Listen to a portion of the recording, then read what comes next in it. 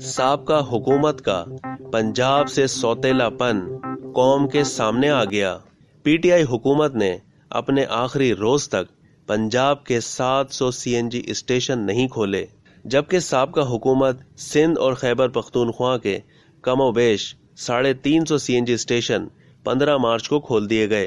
پنجاب، سندھ، خیبر پختونخوا میں سابقہ حکومت نے 15 نومبر 2021 سے 15 مارچ 2022 تک سی این جی اسٹیشن بند کر دیے تھے۔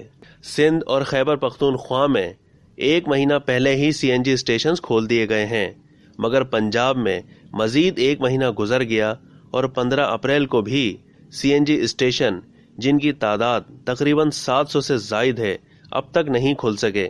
پاکستان سی این جی اسٹیشن کے جنرل سیکرٹری یاسر رضا چودھری نے وزیر اعظم شہباز شریف سے 700 سے زائد سی این جی اسٹیشنوں کے مالکان کی طرف سے اپیل کی ہے کہ وہ سندھ اور کے پی کی طرح پنجاب میں بھی سی این جی اسٹیشنوں کو موٹر گاڑیوں کے لیے گیس کی فراہمی کے احکامات جاری کریں۔